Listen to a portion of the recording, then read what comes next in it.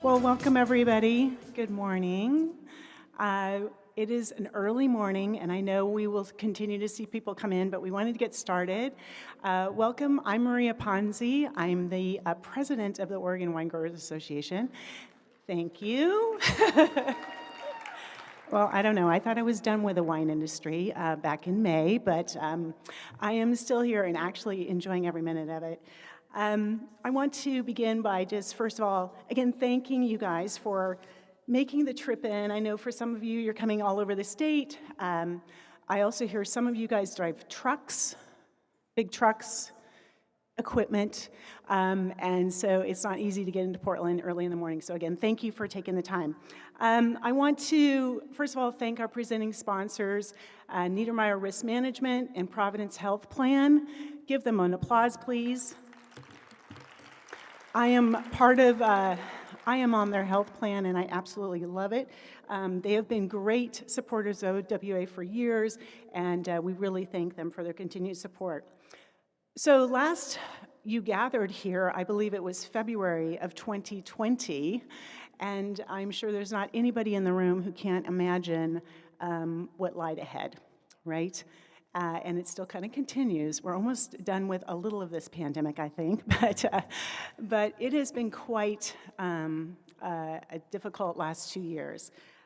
We had a global pandemic that we had to weather, which forced us to be adaptable, agile, resilient, patient, and everything else, both personally and, of course, professionally. We, of course, have been feeling the huge effects of the climate crisis with the drought, the heat waves, and that wildfire that we had, or 2 or 5. So over the next 2 days, we're hoping to explore these themes and kind of dig into them and how we can really deal with the difficult times that we are under as an industry. So we will have 2 days of not only just being together. Here at this stage, we will have 6 opportunities to participate in a panel with speakers on trending topics featuring the likes of former Portland trailblazer Channing Frye. I don't know if he's here yet, but he's supposed to show up. Also Representative Ken Holm. We have Dr. Greg Jones, the new star of 60 Minutes, Dr. Kevin Pogue, and many others.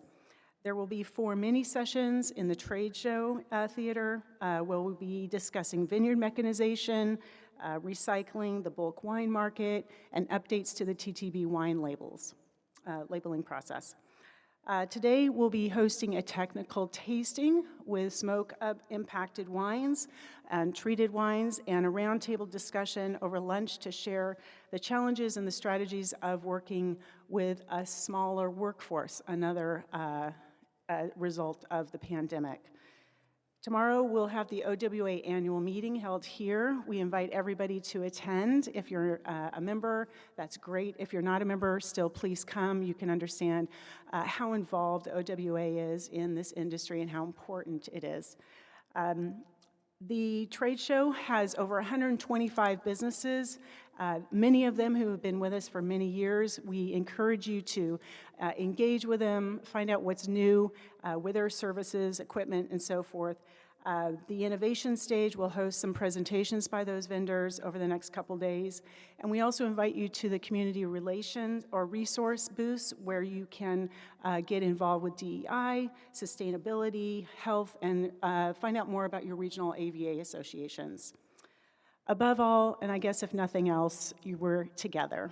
And I think that is the most important part of the next 2 days, is that you're finally with friends and colleagues after a very long 2 years. So as we move into this new kind of idea of being around people, just remember that we need to be cautious. Everybody has been required to show a vaccination card, as you know, or a negative COVID test. We have also asked everyone to have a wristband, and then note your comfort level with green, yellow, or red, so please be aware of that. On behalf of the OWA board and our staff, we want to thank you again for coming, and also want to indulge you to get involved with social media handles. That information is on screens throughout the venue over the next couple days.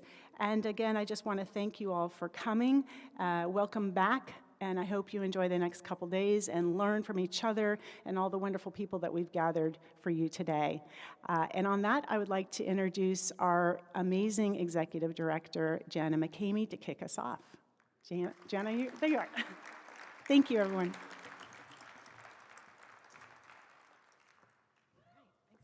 Good morning, everyone. I'm excited to be with you again in person after this 2-year hiatus, and to introduce and moderate our workforce resiliency panel, Building and Motivating Teams in Times of Uncertainty. Before we get started, I would like to introduce our resiliency session sponsor, Paul Dawson from BBSI, who will make a few brief remarks. Paul? Thank you, Jana. Good morning. A little bit more. Come on. Thank you.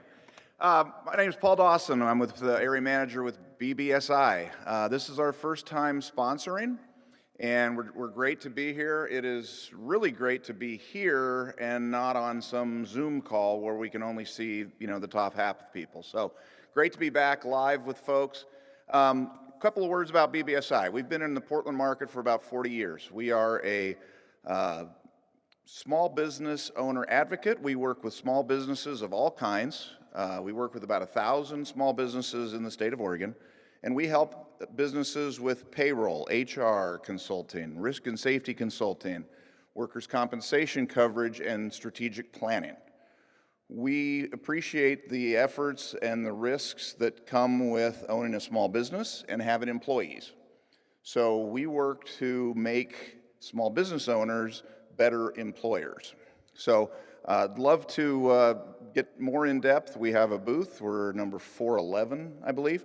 And we're happy to sponsor this particular session because it deals with the workforce and all the changes that come with it. So happy to be here. Thank you for the intro. And have a great convention, and we'll look forward to seeing you soon. Thank you.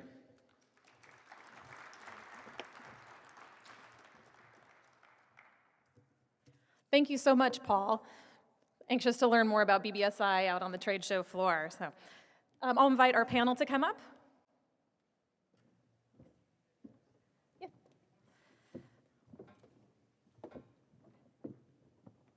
So, as we all know, the labor market has shifted dramatically amidst the COVID pandemic.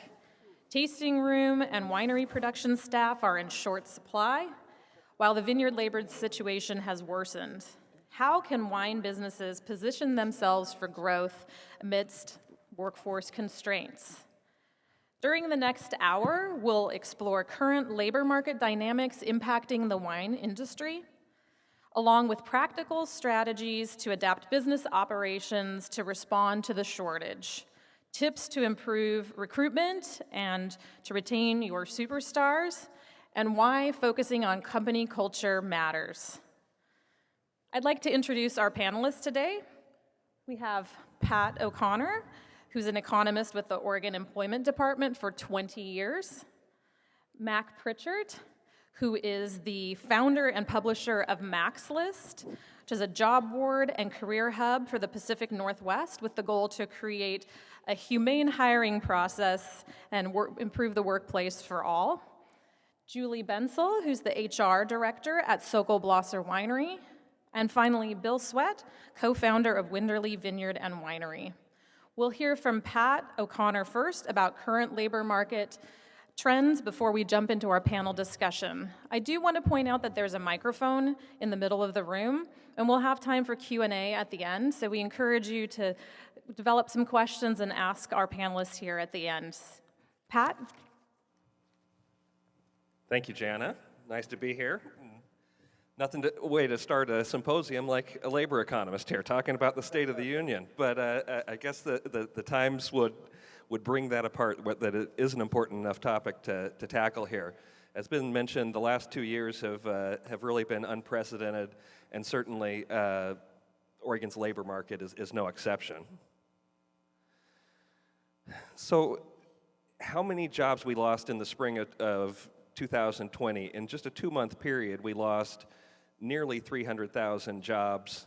To put that in comparison to the Great Recession, which I'm going to contrast the two a few times, over the 2-year period of the Great Recession, what we thought was the recession of a lifetime, it was about 150,000 jobs that Oregon lost. So nearly twice as many jobs were shut down temporarily, at least, for that 2-month period. And in terms of the areas that were hardest hit, certainly the more leisure and hospitality employment that you had, be it at the coast, be it Central Oregon, up in the Gorge, Hood River, that was certainly the hardest hit areas of the state. As things have gone on, it's actually been our bigger metro areas, Portland, that have been the slowest in terms of recovery. I think the takeaway from this slide is both just how unprecedented the scale is of the job loss there, with the red there starting in spring of 2020. But on the flip side, once things did start to reopen, really unprecedented as well at the rate of hiring that's been going on. And that's continued. We just got our annual numbers for 2021. We grew almost 6% in terms of employment, which I don't think we've ever had that fast a growth for a single year. So it's say both directions, it's really been unprecedented. In terms of the sectors that have that are still showing the job loss and then gains, probably not a big surprise. Leisure and hospitality is still the most in the hole, with more than 20,000 jobs less than where they were prior to the pandemic. Healthcare and social assistance, that's one that I have to admit, I as the pandemic started, I didn't realize how many losses were going to take place here. I thought, with the pandemic, it's going to be all hands on deck for healthcare. And although it's been pretty steady in terms of employment at hospitals, nursing homes, you also have some child care facilities in terms of social assistance, so a lot of job loss there as well. And then state and local government, I'd say that the emphasis was really on local government there, in particular education, both at community colleges, universities, and K through 12.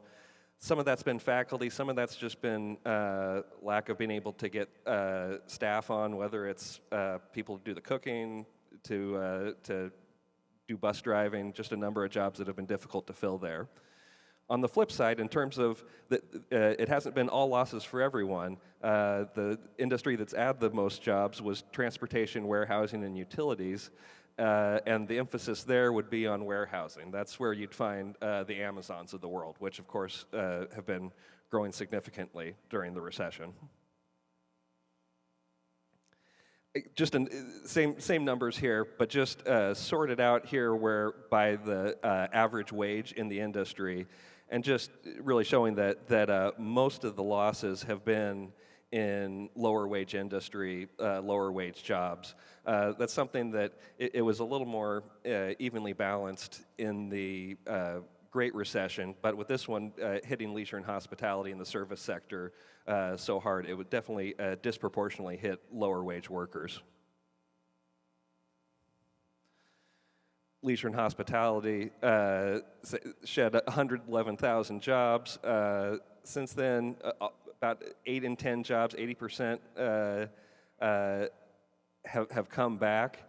And I think this is one, it's a tough thing where everyone's trying to hire somewhat the same type of worker right now, where over the past 12 months, over half of all the private sector hiring that's occurred in Oregon has been in leisure and hospitality.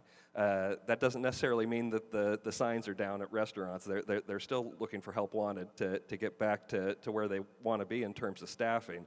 But they've been responsible for a ton of the hiring that's been going on as we start to recover. 35% growth, unprecedented. In terms of our unemployment rate, I think one thing that's been just it's so dramatic how quickly it went up, obviously, in the spring of 2020, but also really unprecedented how quickly it has come back down. It's very rare that Oregon's unemployment rate is below 5%, even more rare that it gets below 4.5%. It just happens that the 3-year period prior to the pandemic is the only time in history that we've been at that below 4.5% mark. And currently, I think the rate's going to come out today, we're at 4.3% as a state. So just by any historic measure, it's a very tight labor market, lower unemployment, less unemployed people than we've historically seen. And I think just how quickly that happened is a little hard to imagine how quickly it's all occurred here in the last 2 years, to go to so many people not working to being back in the same situation we were from that 2016 to 19 period, where all that we heard was, boy, it's a real challenge to find the right workers to fill positions. This is one that was a little bit of a political hot potato. I think there was thoughts that at some point when the enhanced unemployment came to an end in the fall of 2021, that we were going to see a flood of workers coming back. And as you look at the data, after those initial couple months, the number of claims came down really quickly, and right now we're really back to the same number of claims as we were prior to the pandemic. So at least at this point, people out with unemployment insurance, it's no more of an issue now than it would have been in 2019 prior to the pandemic. This is an interesting one. I think it really illustrates when you have kind of an artificial shutdown like we did with the pandemic, and then everyone start hiring at once in terms of reopening. You look back at this here in 2019, where I say we had similar unemployment rate, and we were here plenty of people struggling to find the right people, yet the number of vacancies back in 2019 was like half of what we've seen now. So this combination of not very many unemployed people and tons of vacancies is what's driving so much of the tightness. One way that we like to a lot of times think about it is a ratio of how many unemployed people you have for a job vacancy. At the height of the Great Recession in 2010, we would have had 6 unemployed people for every single job vacancy in Oregon, a real employer's market there in terms of being able to find workers. Normally, when we get down to about 2 unemployed people for every single job vacancy, that's when we really start hearing from employers, we're struggling to find workers, finding the right people is a real problem.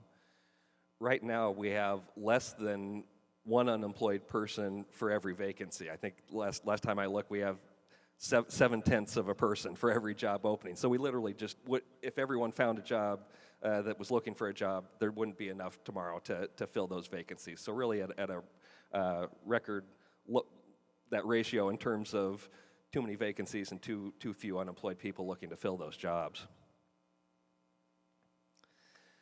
So what's been fueling all the vacancies? Certainly part of it comes to the CARES plan, which did pump a lot of money into the economy. So I guess you can look at that.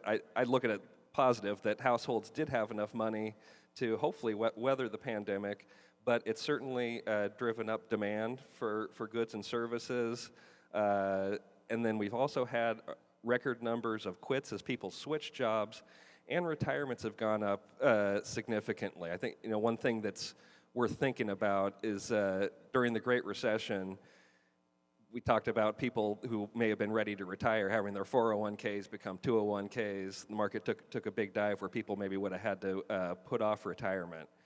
You can imagine in this one that the market's done just fine, and if you were maybe a registered nurse in your late 50s, early 60s, you might look at your 401k and the pandemic and say, it's a good time to sit on the sidelines. I think one of the questions we have and don't have the answer to yet is, with the record number of retirements that we've been seeing during the pandemic, are there some of those people that once the dust is cleared and the coast is clear, could they be game for getting back into the labor force? And I think that's a question yet to be determined. This is some data that we get from Indeed, who was nice enough to provide us with the data. And I guess the point of this, yes, that not all workers necessarily have the same urgency that employers have to find it. I think sometimes when you have two people working in a household, you find out that maybe people with their job, it's not every job is life and death between paying the mortgage and buying the groceries. And so there's a number of folks that they have a spouse working and have been able to not search as aggressively as some other would be searching. So this is a little dated. It's back from the fall of 2021, but I think that's still certainly part of the factors of the challenges of getting everyone back into the workforce at this point. Certainly some of the biggest barriers that we've seen is childcare, with the schools being shut down, certainly less to an extent this year, but still a challenge. We have probably about 10% less people working in childcare than we did prior to the pandemic, less slots, so that's been an issue. Actually, on a meeting yesterday with my coworkers, I heard that for the month of January, our survey of households, where we get the unemployment rates for, hit the highest mark in terms of the people employed in January, but not at work due to illness, as Omicron just raced through the population. So certainly people being sick has been an issue to keeping a full workforce, most notably the last couple of months here with Omicron. So a little summary here of what are some of the reasons that it's difficult to hire hospitality workers. Certainly just the unemployment rate, just a body count, right? Not enough unemployed people searching for the jobs. Having everyone hiring at once, those vacancies being at such high levels. And part of it as well, leisure and hospitality, the service sector naturally has a fair amount of turnover. People that get into the industry move on to other industries. And you can imagine with the shutdown like we had, that was certainly the case, where we know of at least 40,000 people that would have been working in the service sector and leisure and hospitality jobs that in 2020 moved on and found other jobs in different industries. Low wages, I mentioned the challenges with childcare, and then fear of COVID, and particularly probably around some older workers that may be still sitting on the sideline wanting things to get a little better. And I put the time for workers to evaluate their career path. I think normally it hits all of us at different points in our career, where you maybe question your what job you're in, question what path you're on. It seems like the pandemic had that happen to everyone all at once, which was a little unprecedented. So certainly people deciding to go back to school, deciding to go to different paths than they were. I think that's all added up to a challenge to hire for service sector type of jobs. Wage changes. This is certainly everyone in HR writing the paychecks here has been a big challenge. One thing that's happened is that at least recently, certainly in Oregon, and I hear nationally, I just heard the numbers up through February, we've really seen wages level off here in recent months. So although there was certainly a jump as we got into the pandemic, as we'll see in the next slide, in particular for lower wage workers, that appears to be leveling off and kind of waning. We'll see if that trend continues, but recently we've seen that growth slow down quite a bit. This is just looking in terms of history. Has there been times that we've seen wage growth as fast as we've seen here recently? Short answer, yes. Definitely back in the 80s and the 90s, there were times that we saw a little faster wage growth. But compared to where we've been the last 10, 15 years, the wage growth over the past year has certainly been as fast as we've seen. Fortunately, the workers don't necessarily feel all that, just with the inflation that we've seen in the past year has really eaten up so much of those wage gains.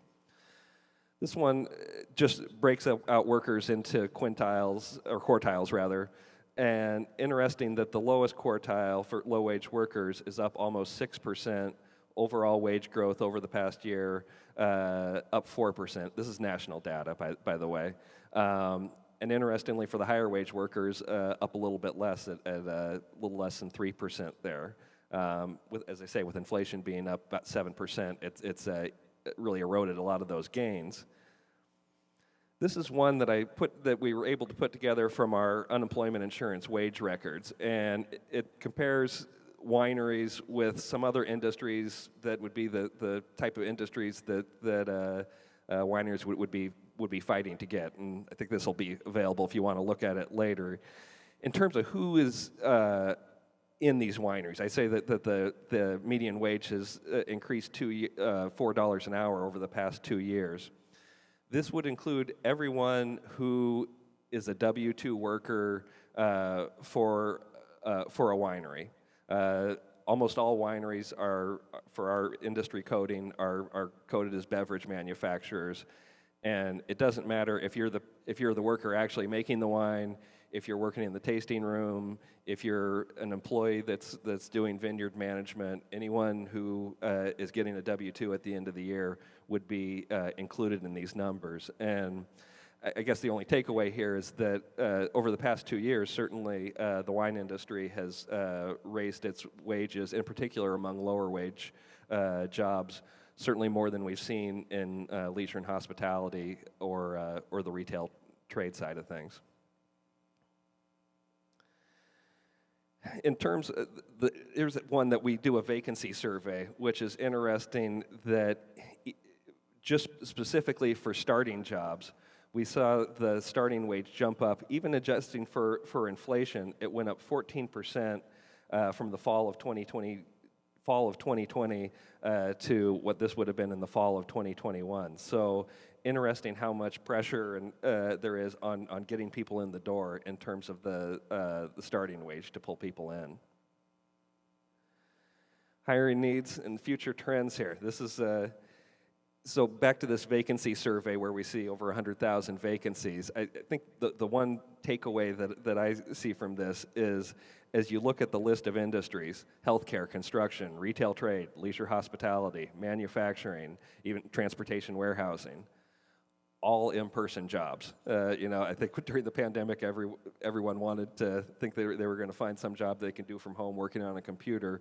When we look at the vacancies, it's predominantly jobs that need to be done in person, where we're seeing the most demand for trying to fill those vacancies.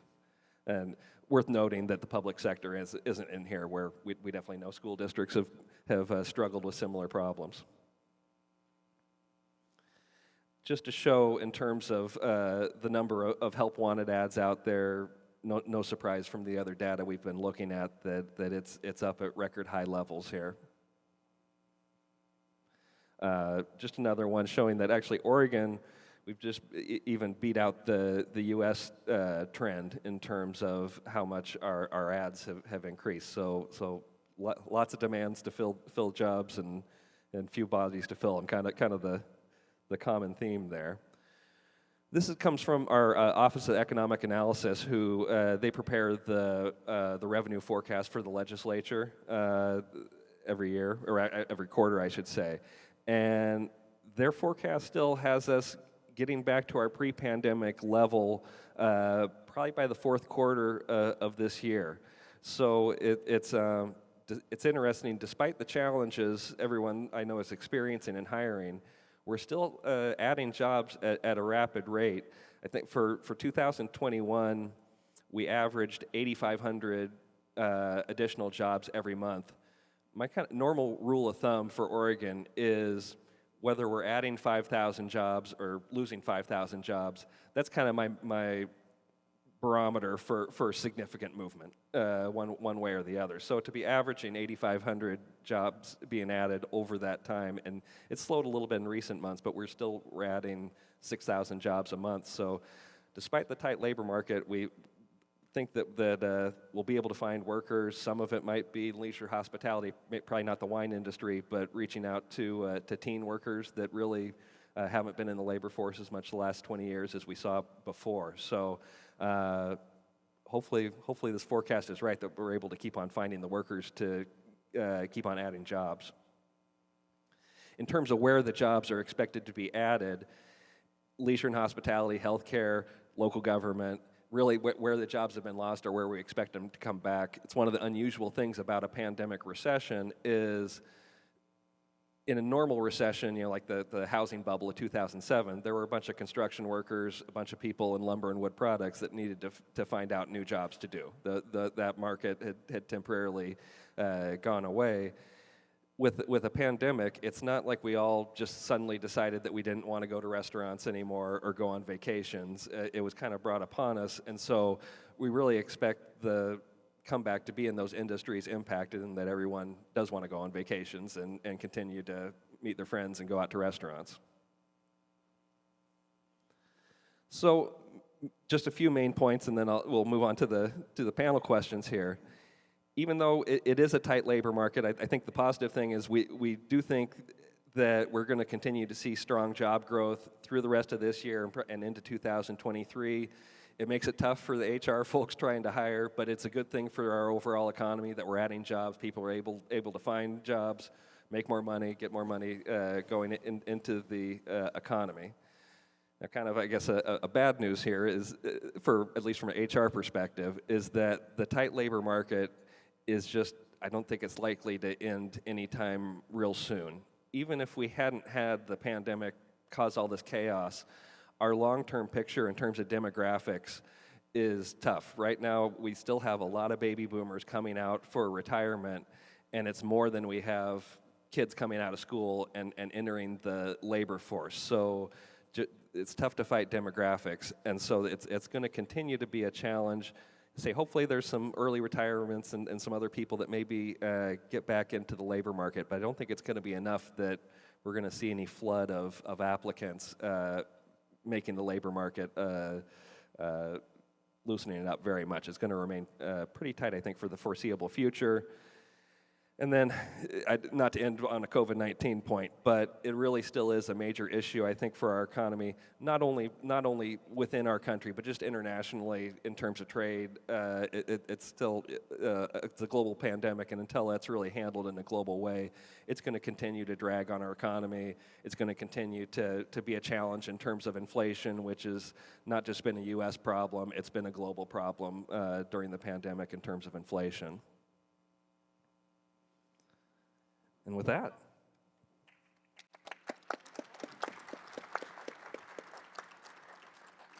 all right, well, thank you, Pat, for that very enlightening overview of where we are and kind of how we got here. We're wanting our attendees to leave with some practical strategies to take back to your businesses, not just, concern about how the next few years are going to play out. So we've put together a panel here with some questions. And then, as I noted, there's a microphone at the end, hoping that Pat's presentation and our Q&A sparks some further questions from the audience. So starting out, this is going to be a question for Bill and Julie from the business perspective.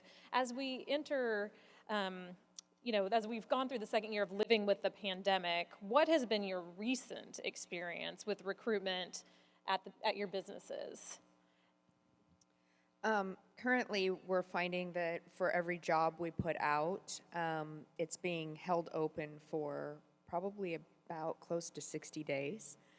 The resumes that come in are either resumes that people are way overqualified or way underqualified, and there's no cover letter either to really determine why they would want this job. It used to be that you'd have a plethora of resumes come through and you would get to pick through those, and that has not been the case for us at all.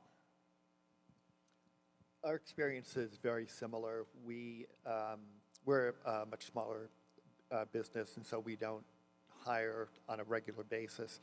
But we're definitely seeing fewer applicants for jobs.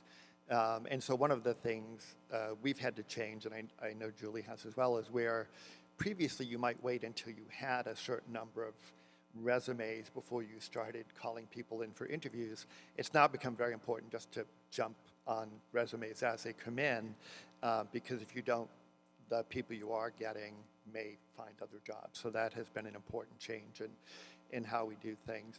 We've been able to find qualified and highly skilled candidates for our jobs, but we're not seeing the same number of people applying for jobs that we'd seen previously.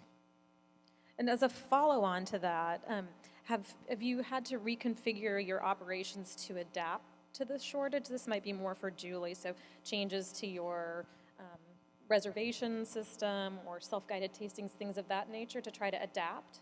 Yes, we went to reservation only. I think we went to reservation only prior, but it really became a timing issue. And, you know, it used to be you could go and sit a winery for 2.5 hours and it wasn't a problem. Now it's like a 75-minute visit and you have to move on. The other thing were self-guided tastings, so the tasting room associates were not actually spending quality time being able to explain all the wine. They would kind of put it out and then tell everyone, you know, what it is and move on. As far as the hiring for harvest, it was very different for us because we rely partially on international and then local as well. And we just didn't have any candidates that came through. So we had a very green harvest team this year that had to really be trained, and we found that there wasn't the kind of passion that we've had in the past for learning, so it was really just workers, and that we made it work.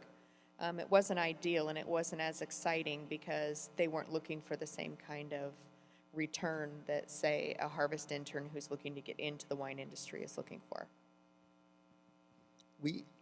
We had been by reservation prior to the pandemic, so that didn't really change for us. But the environment around us changed because everyone else became by appointment. And so it got to be, we had to be much more thoughtful about how we did that. I think like a lot of people in this room, we started using a reservation system where we hadn't previously because we needed to be more effective. I will give kudos to the OLCC for responding as quickly as they did to allow us to expand our winery license outside our building walls so that we could use outside space. And so one of the things we have seen happening is we now have multiple sort of experience levels or multiple service levels, and people get to choose how they want to interact with us through the reservation system. That's not something we had done previously, but we had found from the start, and I hope others are finding the same, that the advantage to being by reservation is that you see about the same number of people every day, but you spread them across the entire day. And so you can plan your staffing more effectively. And you also have the opportunity, if you're using a reservation system, if you're going to have lower staff for some period of time, so someone goes on vacation or is going to be out sick or something like that, you can eliminate a table from availability. And so you can reduce the capacity in your tasting room so that your capacity matches your staffing a little more closely. The one other thing I will say is that we did start virtual tastings and tasting kits, which people really enjoyed, and that is something that I think is going to be going forward as well. I don't see any end to that. And deliveries was another thing that we started doing, was our employees to backfill time and to keep our employees working through the pandemic, really giving them the opportunity to go out and do deliveries, you know, door to door, so that we could keep them employed. Thank you. So in Patrick's presentation, we did see the huge losses in the hospitality sector and, you know, the needs that are now there as the pandemic, we hope, is waning and folks are getting out more into hospitality and leisure. But we've really seen the business model in our industry shift to hosting more of these hospitality experiences. And wondering if you think this is a sustainable model given the staffing shortage, and if you've seen changes in sort of the applicants for jobs and what challenges this presents for this hospitality experience. Yeah, maybe I'll start. I think this is something that was happening before the pandemic, and I've described it as saying we're in a hospitality arms race right now, right? And it used to be that people would come in, they'd belly up to the counter, they would taste wine, they would talk with you about the wine and what you're doing and your story. They would buy wine, they wouldn't buy wine, and they would leave. Now we've created an experience for them, right? And as I said, we have 2 or 3 different experiences now at Winderly, and so people who come to visit us come expecting that experience. And my, the thing that our staff has to do now that maybe they previously didn't have to do is reverse engineer a sale out of that experience, right? Because we're not primarily talking about wine all the time, and so that's really changed the way we think about things. And so for us, I think the extent to which we can offer a better opportunity for people who used to be in the hospitality industry, we have some advantages, right? We're basically a 9-to-5 business, right? So if you don't want to work late nights, then you can come work for a winery tasting room, and you're mostly not going to work nights. You're still going to work weekends, but for the most part, you won't work nights. So I think we need to think about what are the advantages we bring that might start to entice hospitality workers back into the hospitality workforce. Great. We have a question here for Mac and his expertise. So it has really been an employer's market for decades. But as we've seen, we're now in a situation where, employers in the past, they could sit back and wait for applications to roll in, but we're now seeing a large drop in applicants. How can wine businesses recruit better? Does an effective recruitment strategy include more than just posting a job online? This is a question we get a lot from employers at Mac's List. We're a regional career hub, and our traffic, the number of visitors coming to our site, is actually up, and I get calls from hiring managers regularly who say, I'm not getting any applications, or I'm not seeing the numbers I saw in the past. So we'll go to the person's account, and we can see the number of views that their past postings have gotten in earlier years, and we can also see the number of applications. And the views actually are either about the same as they were in 2018 or 19. It's the number of applications that have gone way down. And I think Pat did a good job of explaining why that's happening because of the labor shortage, but people are still getting hired, employers are still finding people. So what are they doing differently with their postings and their recruitment? There are 3 simple things you can do if you're not already doing them on your job posting. One is include a salary or the wages. When you do this, the research shows that your applications are going to go up 60%. Another is have a clear job title. In some industries, people will use confusing job titles that will turn people off. The third thing is keep the application process really simple. Career Builder did a survey a number of years ago that showed that 60% of applicants stopped filling out an application because the form was too complex. I'm very proud of the value that our job board offers to the 3,000 employers who post with us, but I'll be the first to tell you, you really shouldn't rely on one job posting alone to bring in your applications, even in the past. You want to have a strategy for recruitment that includes not only job postings, but tapping into your employee networks, and your professional colleagues, and you want to have a good hiring process in place. And I want to emphasize Bill's point. We're seeing people hire very quickly now because there's so much demand. So in the old days, you might have waited 2 or 3 weeks and sorted through all the resumes and set up appointments. Now people, if they see someone who's good, they're jumping on that right away. That's smart. Julie, how have you gotten creative to get the word out about opportunities at Socal Blosser? I've had to use my own social network as well as asking other employees who, the hiring managers, mostly LinkedIn for them. But I have tapped into some mom groups for tasting room associates. They're flexible hours. A lot of times they can work during the workday while their kids are at school. And the other thing that provides for me is word of mouth. It spreads around the community that we're hiring, and if we're not hiring today, it's possible that they'll reach out to me, 6 months from now. The other thing I do is when I'm out and about, I take my own wine to restaurants as a conversation piece for sales purposes as well. But when I do see servers that are highly interested in wine and they're showing an interest, I do let them know that it's pretty easy to get into the wine industry, and that I carry my business card, and that they can contact me with whenever they want with just questions.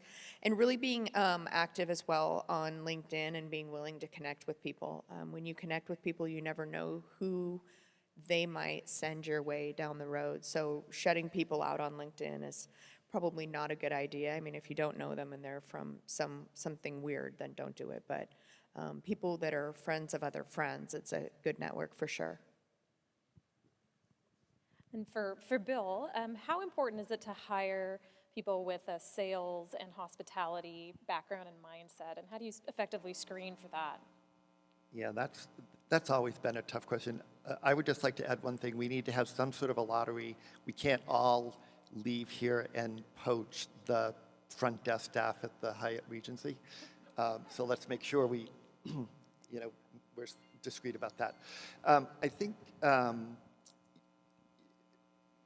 honestly, what people have done in the past is going to be more important than what they tell you they can do. So I would pay attention to what you see on people's CVs and on their resumes and applications. That makes it important for us to be able to ask questions that will give people the opportunity to translate what they have done in the past into, which might not have been hospitality and sales, into a way of thinking about hospitality and sales. So someone from a not-for-profit organization that's very mission-driven, honestly, they're doing sales all the time. And so they might be a good fit for you, for us, even if we don't recognize it. The other thing we do is we have people interview with members of our team, because our team has a much better understanding of what happens on the floor day to day, and will also not only tell you whether or not they think a person is going to be a good team member, but also what kind of skills that person has. And I'd like to second Julie's point about the importance of word of mouth when hiring. Our site grew largely through word of mouth. We've done very little advertising over the years. But I would encourage people in the audience to reflect back on their own careers and the people they've hired over the years. Often the best candidates and the best opportunities people have in their careers come through referrals and word of mouth. That's because the people you're talking to have a good sense of what it is you're looking for or what it is you offer. So definitely tap into your employee networks and in the community. It can make a huge difference. I have one more thing to add, sorry. When you're interviewing as well, make sure you know who your audience is. You can't use just canned questions for every position.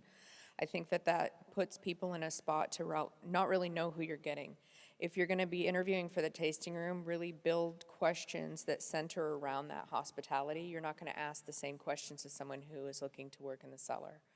And then make sure that deep down when you're bringing them in front of your customers, that they do have that hospitality heart. Everything else can be trained, everything about your wine, everything about the way your business is run. But if deep down they do not care about the customer and they don't want to be front facing, it's not going to be a good fit. Thank you for that great input. So we were looking at the wage growth and how can wine businesses stay within their means and hire quality people? What incentives can be put in place to hire without setting maybe unreasonable expectations for your business into the future? And Julie, how about that for you? I think the most important thing is to remain somewhat stable. You can't get yourself in a position where you've brought a bunch of people in at a really high rate, because that's what the world is calling for right now, and that's not sustainable. So getting creative with incentive plans. Also, what you can give, wine allocations, other, things that aren't costing the company as much money, referral bonuses, and really making exceptions to the rule for the referral bonuses. Maybe you're shortening the amount of time that an employee has to stay for that person to get the referral bonus. reminding about those types of things that are held out in front for people. And then another thing is really looking at what you have to offer as a company in regards to your values and your benefits, and really playing on that, because long term, when people get used to us making a certain amount of money, it is what it is. It's never enough. But those things that come along with a job that create that security and comfortable feeling and lifestyle are really important. Bill? Yeah, so we did increase our starting hourly wage last year about 12.5% in response to what we're seeing in the marketplace. We have a pretty good benefit suite, which I hope is helpful. But we very much drive our compensation by our sales goals. So for our team, about 40 to 45% of their compensation is going to be based on our sales goals. And so we have incentive compensation based on the things we're trying to accomplish. So club sales, six-pack and case sales, overall sales in the tasting room. We have incentive bonuses if we exceed a certain level. And so our goal is, the thing that's going to be variable in this whole equation is our sales, our revenues. And so if our sales are going up, then our staff is going to benefit from that as well. And so we all have the same motivation at the end of the day. And while I know that we might be a little bit larger, and this may not be relative to some, we've really changed our view around the working from home for those positions that can, because that is a tangible benefit that at the end possibly costs us no more money. It can actually save money because they're not bringing in their garbage and using lights, and if you're like me, running your space heater all day long. But those kinds of things, you find that the employees are willing to work very hard because that is a benefit that they really find valuable. Yeah, I would add the importance of culture. And Julie, you talked about this, emphasizing your values as a company when you're doing recruitment. If you're offering competitive wages, if you're paying what the market pays, or even slightly higher, but even if you're just at market rate, there is research out there that shows people will put more importance on culture. And so that can be values. You talked about working remotely, offering flexible schedules, and other benefits. Talk about that during your recruitment process. Make sure you're paying competitive wages, but once you're doing that, then people are going to look at these other values, and in a competitive labor market, that can make a huge difference. Yeah, and that was one of the categories of questions we wanted to talk about, which is company culture. Because really, why is it so important to understand your company culture as part of the hiring and retention process? Well, for two reasons. One, I think it goes to the DNA of what your company stands for and why you're doing this. But it also, second, it matters so much to the people who choose to work with you. And salary matters, wages matter, but once you meet that need, people have a choice, and they're going, and the values your company stands for, the working conditions that you provide, flexibility in schedule, working remotely, other benefits can make a huge difference, not only in recruitment, but in retention. And the employers that we work with who pay attention to that definitely have an edge, not only in recruitment, but in retention. So a suggestion for the audience is for business owners to really reflect on your culture and define what that looks like as part of your process. And talk about it on your website, in your recruitment materials, in your interviews. I'm so glad, Julie, you brought up the point about preparing questions in advance and thinking about an individual position. Many of the employers that we deal with at Max List, they are small operations. They don't have an HR director. So hiring is not something they're formally trained in. They have maybe 10, 15, 20 employees. Typically, an HR person comes on board when you hit 20 or 25 people. So the people who are doing the hiring, often they have a lot of demands on their time, and because they haven't been formally trained in it, they may just wing it. And you got to invest in not only in preparing interviews, just as if you were a candidate for a job getting ready for a conversation with a prospective employer, you need to do that as a hiring manager. So pay attention to the questions you're asking and the hiring process you're managing, but also talk about your culture, because that'll give you a competitive advantage when you're talking to candidates who are, have choices now that they didn't have 2 or 3 years ago. And if the people we see who have success in hiring people now, not only are paying attention to wages, but they're also talking about culture. Yeah, I think one other piece on that too is if you take the time to have values, really curtailing your interview questions around the values to see if that person naturally lives those. If a person proves to be, for us, not adaptable, which is one of our values, it's going to be a very difficult venture for them. So really going over the values with them, asking if they have any questions, and then asking follow-up questions that lead you to letting you know if that really is the case. It's a conversation. It's not a legal deposition where someone's Right. just coming in and answering questions. Right. You're both interviewing each other. Correct. And if you don't know what questions to ask, Google is always your friend. I mean, type in interview questions 4A and whatever it is, and then pick the kind of questions that you connect with. Don't ask questions you don't connect with, because if you don't know the answer you're looking for, the question is useless. And if you invest that time in preparation, and you're a smaller employer who this is not what you do for a living, hiring, you're going to have an advantage over someone who is a similar company, same size, who doesn't do that preparation.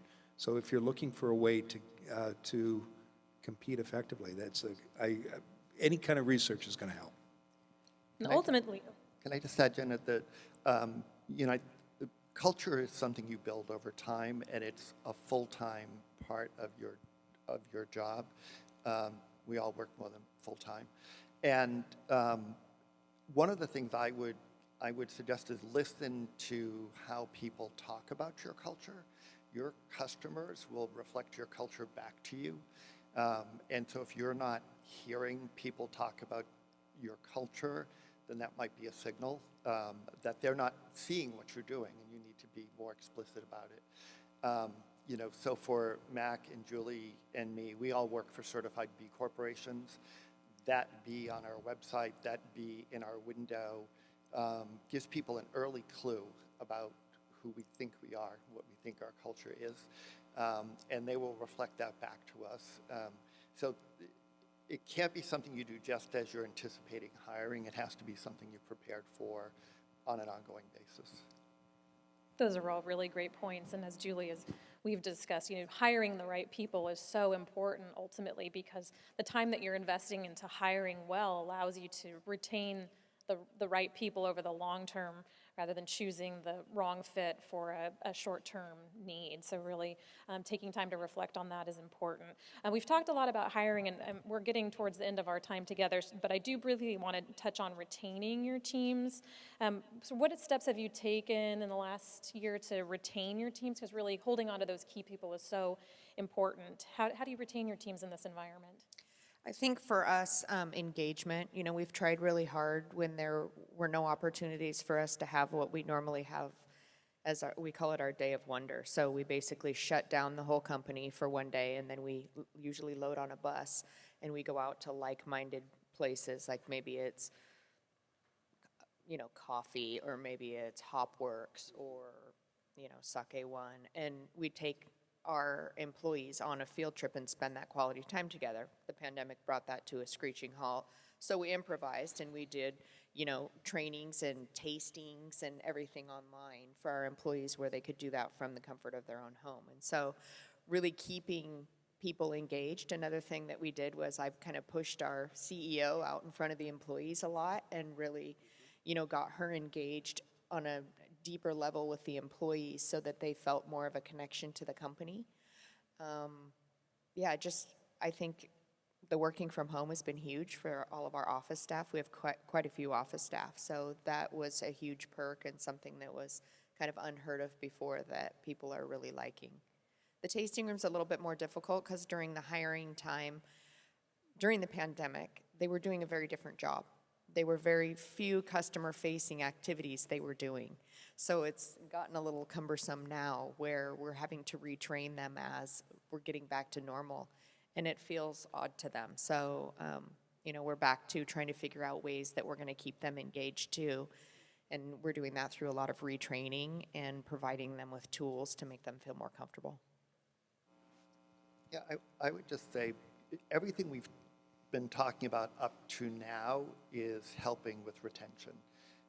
So if you are conscious about your company culture, if you're recruiting people who are going to be additive to your company culture, if you're having conversations with your staff, our staff is brilliant at letting us know when we aren't meeting the mark.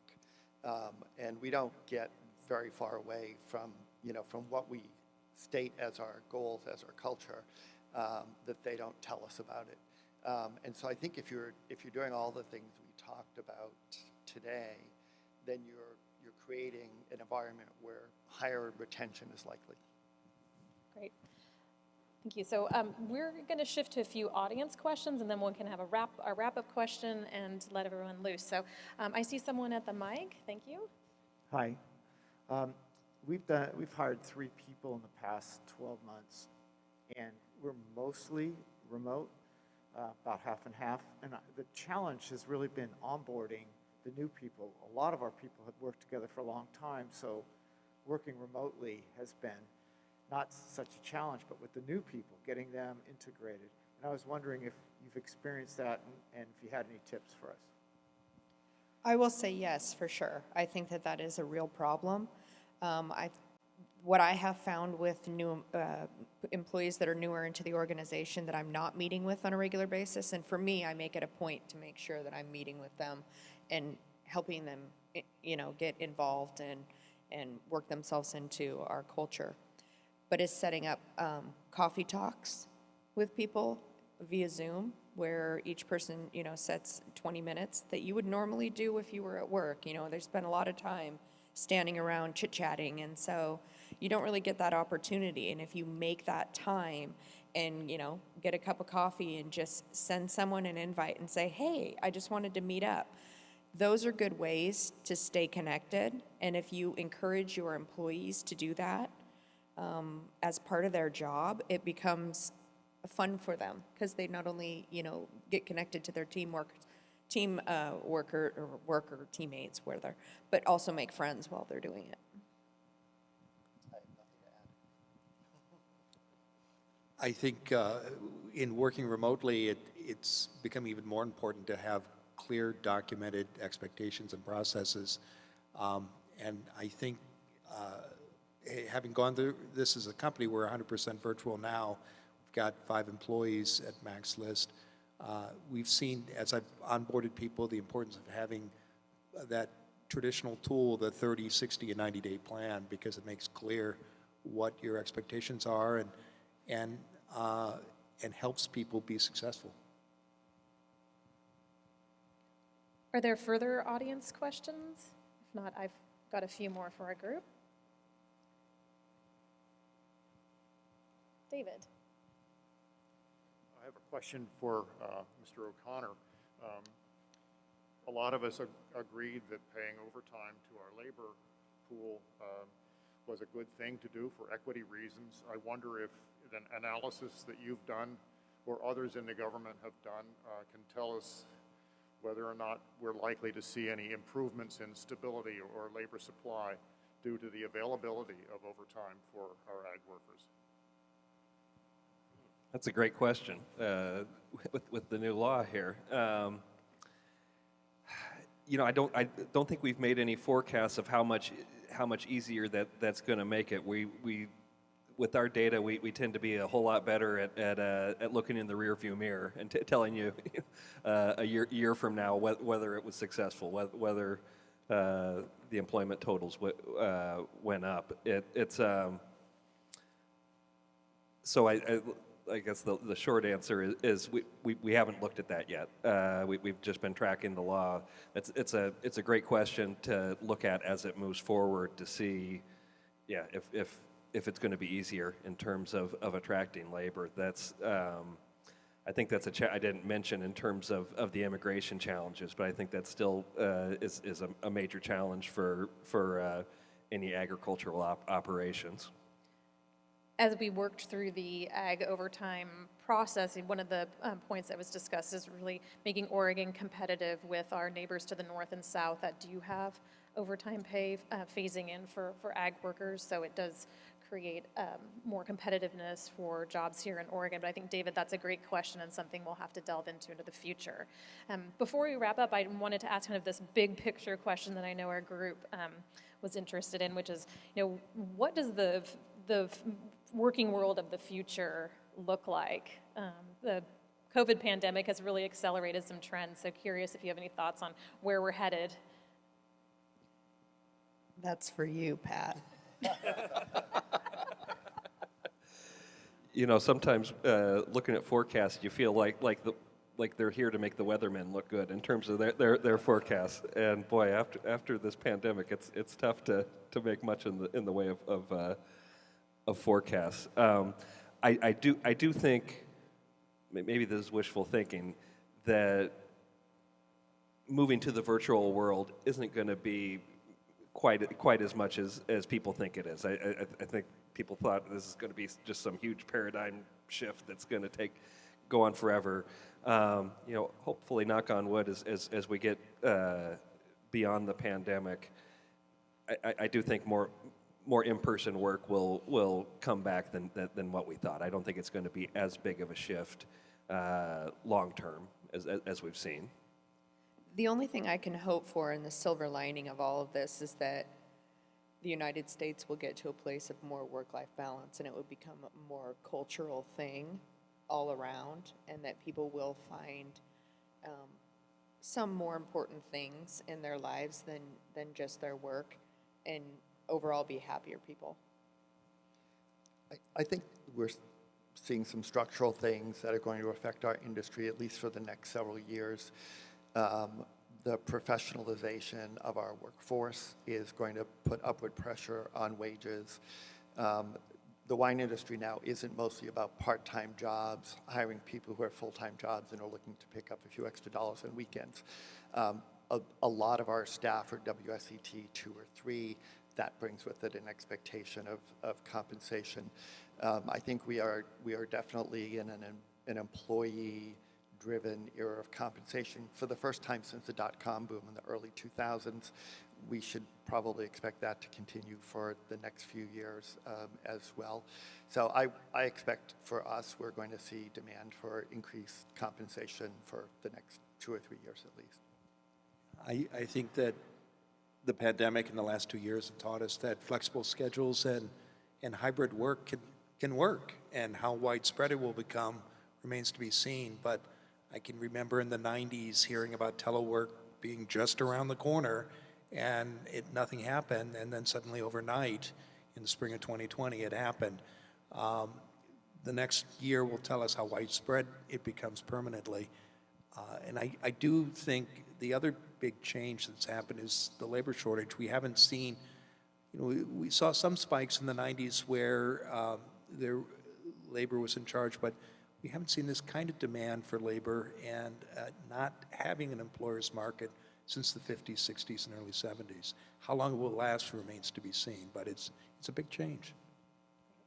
Well, a sincere thank you to Pat, Mac, Julie, and Bill for lending your perspectives on the workforce challenges our industry is facing. And we hope you all walk away with some practical strategies to recruit new hires, better retain your teams, and hone in on your company culture. If you'd like to chat with any of the speakers after, we'll be at the OWA booth, which is booth 148 near the entrance. For those who want to explore these topics further, we're hosting a staffing roundtable at 1:15. That's going to be in room E148. And we're going to be breaking into groups talking about designing an effective recruitment strategy, the hiring onboarding process, compensation, benefits, and perks, and company culture and retaining your superstars. So our first trade show break starts now. Please take time to visit all of our wonderful vendors who are really excited to reconnect with you. We will be having a TTB wine labeling session in the theater on the trade show hall at 10:40. Then we'll gather here again at 11:35 for our DEI session. So thank you so much, folks. We'll see you around.